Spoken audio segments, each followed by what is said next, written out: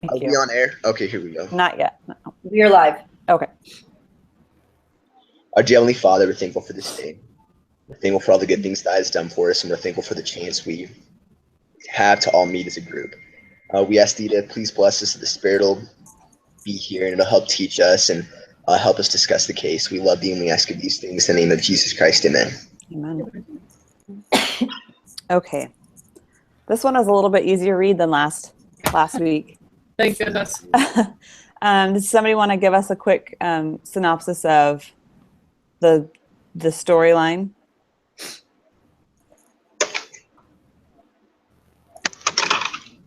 I'll do it if no one else wants to. Thanks. Martha Rinaldi got a job after her MBA. So she had the two options. She could do the deep dish pizza place where she did her internship. Hang on, my son's home from preschool.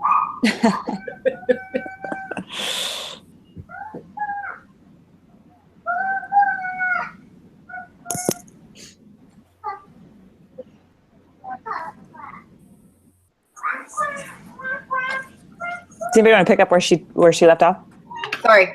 Oh, Okay. She had the two job offers, the pizza one and then the other one at the water drink place. And she really liked the pizza joint, but she thought she had better opportunity for advancement training through marketing and stuff with the other one. Plus she liked, when she did the interviews, she talked to a lot of the different people. She liked all the managers. They seemed to like her ideas. Even though the salary was significantly less, she liked the evaluations, annual evaluations, and then the early performance review in the first 3 months, to advance her career, right? And they tended to promote people within 2 years versus 3 to 4 with other companies. So she chose that job, much to her dismay. Dun, dun, dun. Dun, dun, dun. Okay, so she chooses. Sorry, hang on a second. Faye and Charlotte. Shh, no screaming. So she chooses the job at Potomac Waters and starts working there. And then what happens? I think then she gets upset that she started working there because she doesn't feel as involved as she wanted to be.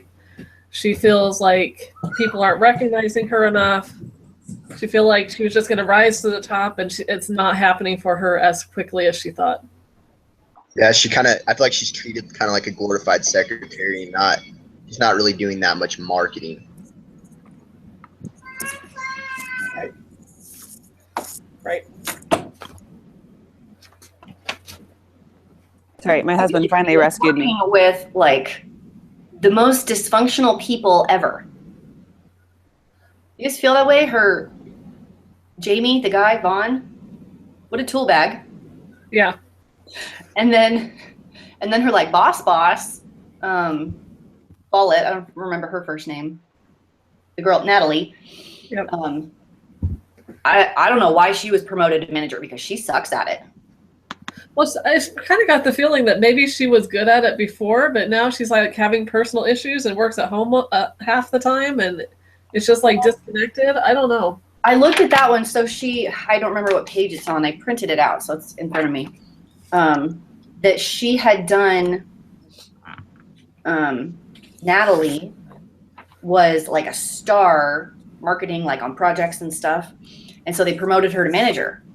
And the adjustment to manager was not going well. Right. I can't find which page that was on, but that's what I read. Oh, it's on page 8.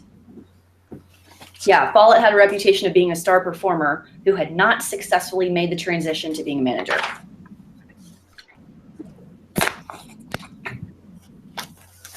Sorry, guys. I don't know. That was being super weird. I guess I think that all 3 on the team just had, including Martha. Yeah, she had issues too. Including all had issues, every one of them. Okay. So what was Vaughn's issue? Did you guys talk about that while I was gone? I'm sorry. She was arrogant. No. Yeah. Yeah, And arrogant. with he kind of got after Martha for he didn't feel like she was pulling her weight. He's like, you have to start out doing small stuff, and it kind of felt like she had been doing the small stuff, the really insignificant, like you guys secretary stuff, rather than the things that were actually going to teach her. They weren't bothering with the learning of the mark that needed to be done. He I seems to noticed- have some predetermined prejudices against MBA grads, probably based on his own non-MBA degree background. Right. Yeah, he'd like use it against her. Like anytime they'd get in a fight or something, he'd like use the MBA against her and be like, "You think you know everything, so you have an MBA, but you don't." It's like, I don't know. He didn't have one, and he kind of seemed to downplay that she did. Yeah. They kind of grouped anyone with an MBA together. Like if you had an MBA, then you were this type of person that thought you were better than everyone else, even if you really didn't. Yeah. Okay. So all this, so what is it, like 6 months later now that she's, you know, looking back on her experience, and now she's kind of trying to figure out what it is that she wants to do. So what do you guys think? What should she do? I think she should go back to pizza. I think that sounded like a way good gig. She had fun. They loved her there. She made more. And I think that her whole idea about she thinks she can learn more at the Potomac Waters is wrong, because I think like starting with a small company and building them is going to teach her way more than like going and trying to learn something under a manager. I think. It said that she would have a lot more experience at Deep Dive also with like responsibility and actually doing marketing things.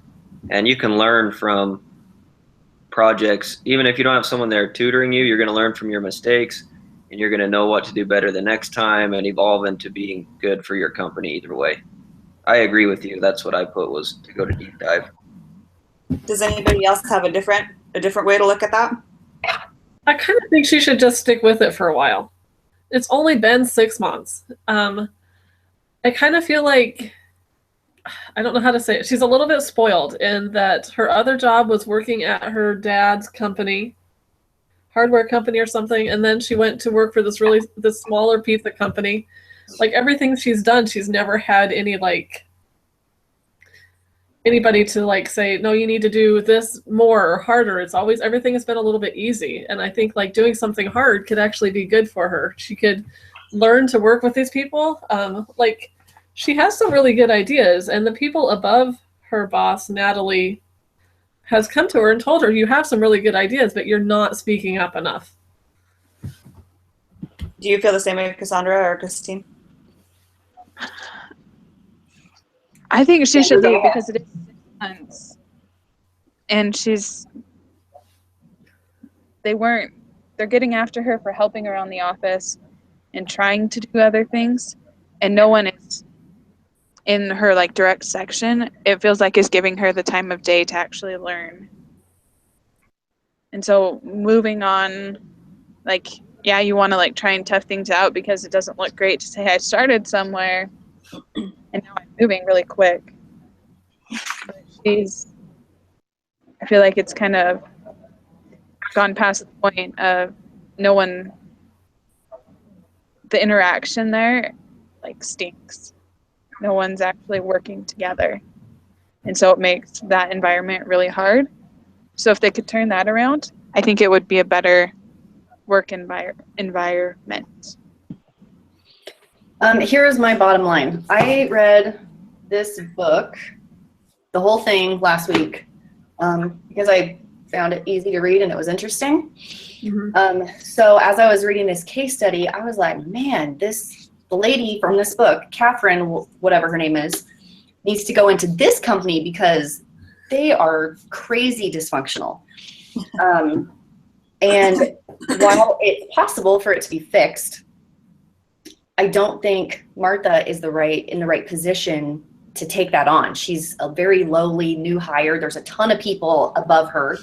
You know, it's not her job to turn the team around, the dysfunction of the team. I don't know if you guys have ever worked in a really, really negative work environment, but it sucks. Absolutely. It sucks. And I was in a job as a teenager it was a good job. It was good training. They paid me a lot, and I hated it. I hated going to work because the way I was treated and the way people treated each other and the yelling. It was awful. And you know, when you're young and low on the totem pole, there's not a lot you can do to fix that. Unfortunately. Does she have her own issues? Sure. She could speak up more. She'd be more confident, not let people's prejudices get to her personally, but she is young, so maybe that comes with age. I think she should go back to the other company where they seem to have a good working environment. They trust each other. And I think she has a lot of opportunity to do a lot of things. She could put projects on her resume and titles on her resume at that position. And if she's as good as she thinks she is, and she's an important part of the expansion, she could do really well. The company could do really well. I think it'd be good. Okay, so let's talk about the options if she left Potomac Water. So what are her advantages? What are the advantages that she would have if she left? Better pay. Said they would put her in charge of the special projects section. So they're giving her a lot more responsibility than she has at Potomac.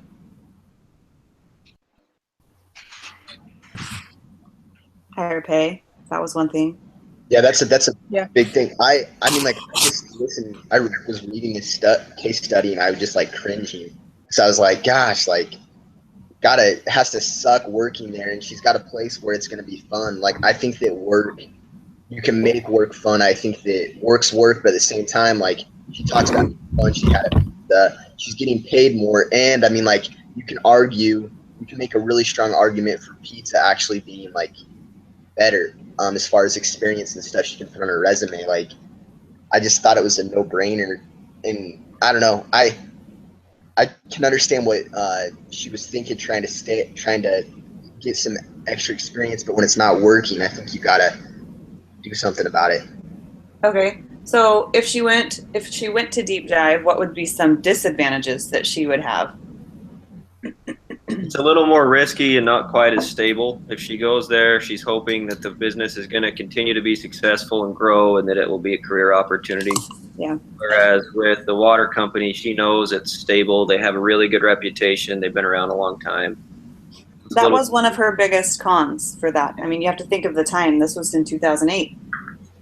You know, economically things weren't great, and so an entrepreneurial venture, which is what Deep Dive was a little risky to her. She looked at it as a risky thing, where she'd have to do a lot of work to try and build up the business in a really crappy economy. So that was one of her big cons. So I think you're right, Dylan. That was the risk. If she left, would she have 6 or 8 months on her resume? If the pizza place went out, like if they failed, her resume's not looking good because she had 6-month employment and then however long, a year and out of business. I'm not saying that would happen, but it is a possibility. Right. So that could be a disadvantage, sure. What about any opportunities that she would lose out on if she goes back to Deep Dive? As a smaller company, there's not as many management positions. So that's something to think about, although at the Waters place, things aren't going well anyway. Okay, And- let's talk about the Waters then. What? What do you think? What do you think are some advantages of if she stayed at Potomac Waters? If she stayed? Obviously, promotion possibilities, because there's so many different positions. I guess people could move out and she can move up.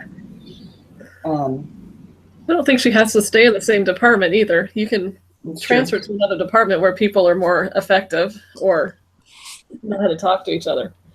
And one thing that I found interesting in the case study was it did mention that they do rotations. You know, every couple of years the teams will rotate. And when she was first interviewing, she thought that didn't sound very appealing because she didn't feel like relationships would be strong enough if there was a bunch of rotation, but I'm thinking now she's probably sitting back thinking, gosh, I can't wait till these 2 years are up and we can rotate, you know? And that Because was she's gotten relationships with the rest of the people in this beverage department, you know, and she seems to be having good relationships with them.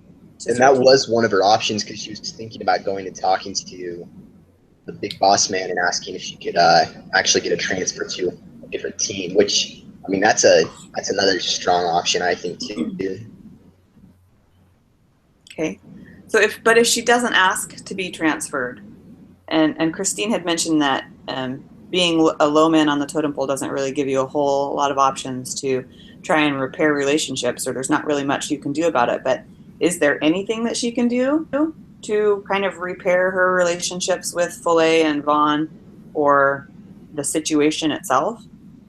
I don't know. I just keep going back to that she's only been there for 6 months. And I guess being an office manager, I see these people that I hire, and then sometimes they just are not, don't rise to the top as fast as they think that they're going to, and then they get frustrated. But I really like the ones that are just stable over time, and they just keep putting in the work, and they keep putting in the work. And even though they don't look at it at the time, they really are making progress. I feel like, I don't know, she feels kind of whiny to me, and maybe that's just like from my perspective, I guess. I kind of sympathize with her because, for example, when she went over, like half the team was out in the other group, and they were like, "Can you help us out?" And she didn't have any projects to work on. They were like, "Make some copies," and she's like, "Okay." So she went over to help, and then got in trouble for it, and then everyone was like, "I wish you talked to me about it," and she's like, what did I even do wrong? Because I wasn't even told to do anything else. And I was really not happy with her training when she first showed up. Absolutely. I mean, she showed up and they're like, "Oh, I didn't think you were going to be here until next week. Well, I guess read these pamphlets for the next week and a half. Bye." And she's kind of like, "Oh, guess I'm okay. Weird." She could have, to repair things and do better, she could open her mouth more. And maybe that's just my personality, because if something's not going right, I'm going to go talk to people and ask. Like, I need a clear expectation of what they want me to do from everyone. If I'm not supposed to go to other departments, I want everyone to agree on that. And so I know I'm not supposed to do that. And when she was supposed to do the PowerPoint, or what is that? The slides and the storyboard. The slides, and then the storyboard, and then they were yelling at each other. And she's like, "I was told by 2 different bosses to do these things at the same time. Who takes priority?" I totally understand her confusion there. And she did talk back on that one, but yelling, probably not the best way to do that. She could have some more conflict resolution skills. And stop being so sensitive over Jamie, because he's a tool. I was reading an article on one of my outside sources. It's called "Please Boss, Give Me More Work." And it is an issue where some people are just feeling bored when they feel like they have contributions that they can give. Some people really do feel bored at work. And one of the suggestions was, going to your boss and asking for more work creates work for your boss. And so it comes off as kind of annoying. Like, I don't have time to make work for you. You know what I mean? So one of the suggestions was, come up with a project and give examples of how you can help in this project, and make it a way that the boss has a hard time saying no to. Like, "Oh, that does sound great. Go ahead and do that." Don't just come and ask for work, because that's sometimes hard to come up with. So that is an option that she could do.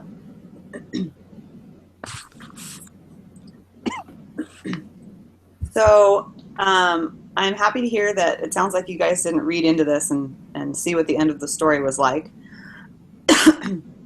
I decided in my write-up to have her stay put at Potomac Waters, because it has only been 6 months. There will be a rotation in the teams, and I just thought that with young graduates, I feel like there's an entitlement factor where I've put in the work at school, I've got this really awesome degree, now give me lots of cool jobs so I can be amazing. And that's not really how real life works. You have to put in time, and you have to put in really menial jobs to work your way up. And so I thought that there was a little bit of a sense of entitlement with her. so I thought that she needed to stay there and work her way up, and things would work themselves out. And so the end of this case study, it says that Foley and Vaughn both left shortly after Rinaldi learned that Foley had been job hunting during Rinaldi's time there. So that was one of the things that caused tension. And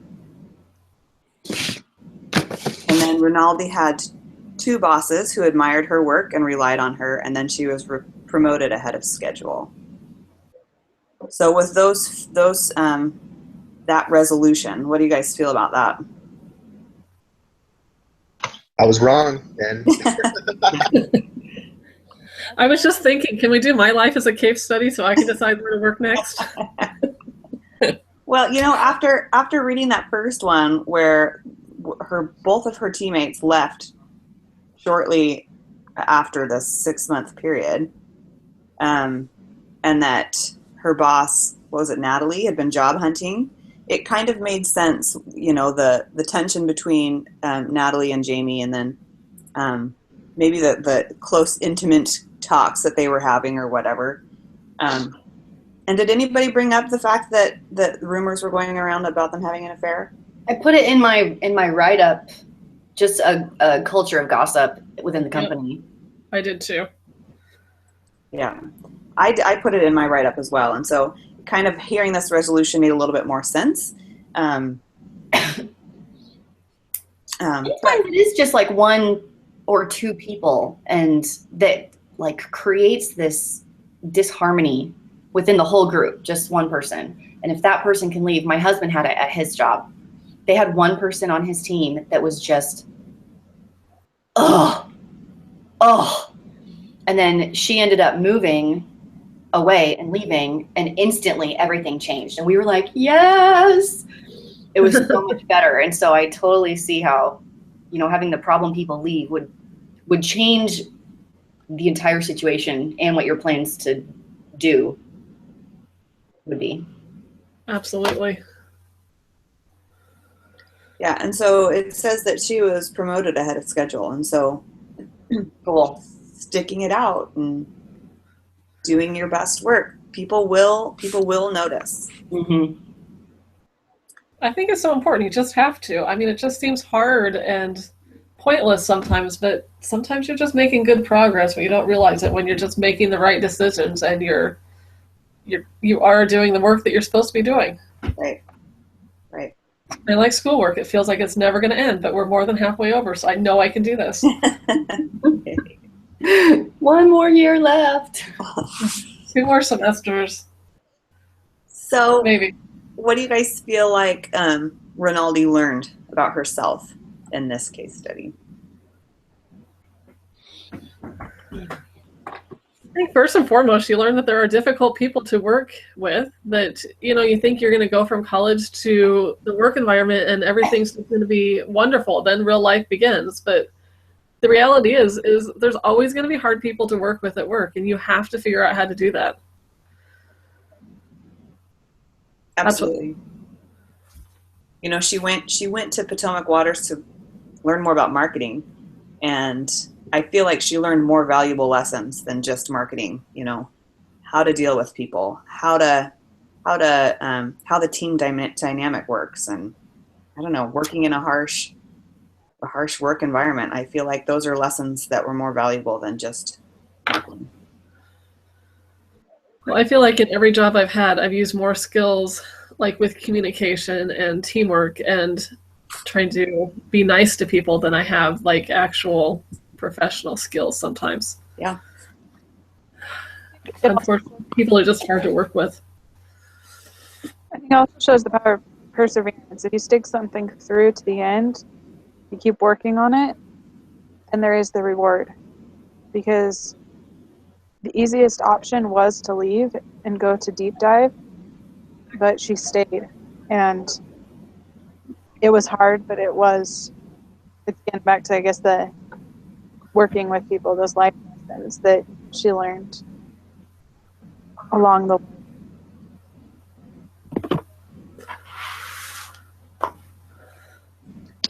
I think that her decision to stay was probably really tough because research has been done about why people quit, and people don't quit because of the job. They usually quit because of the boss.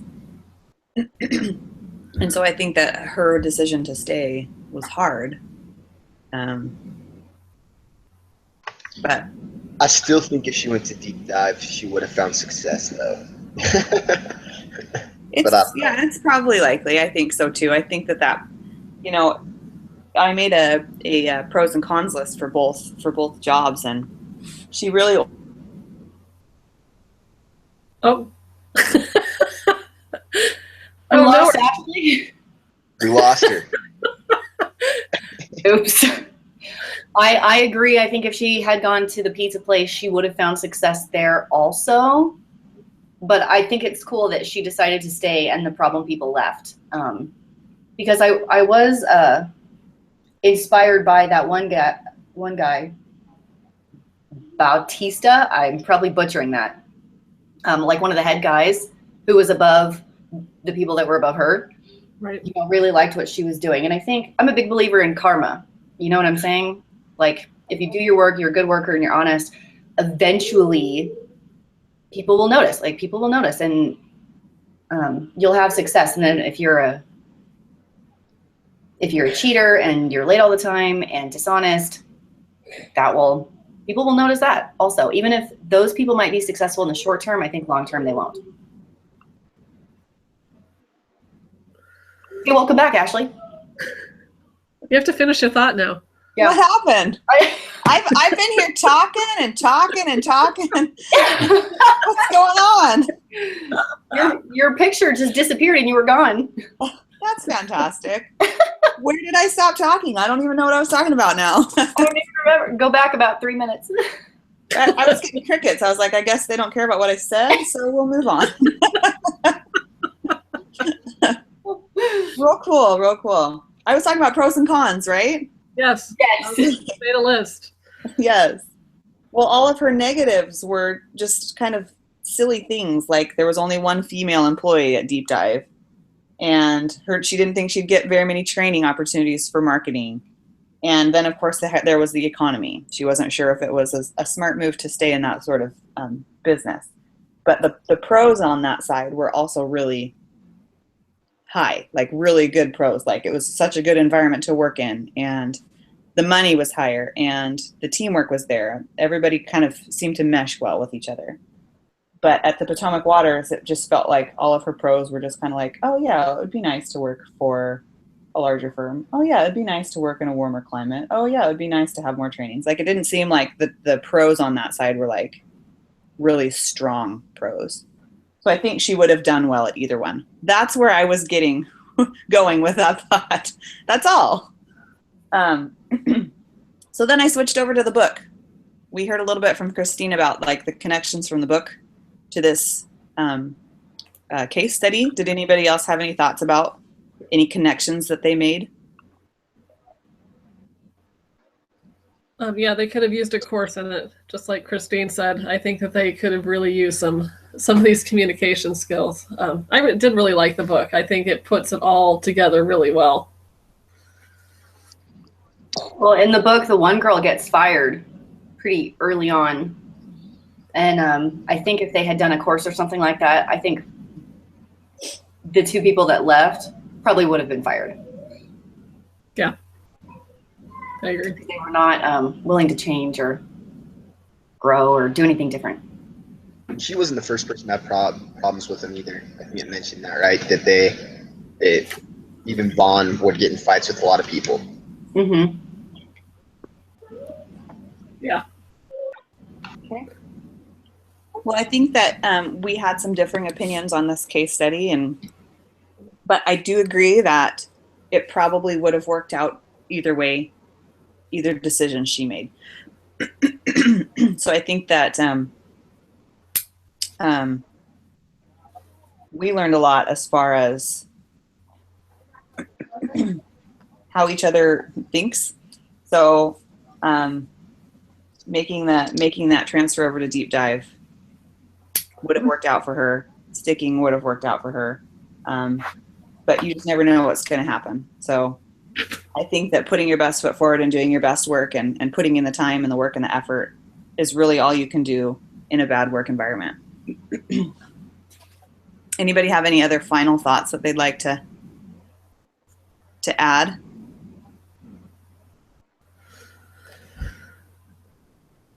All right. We can wrap this up.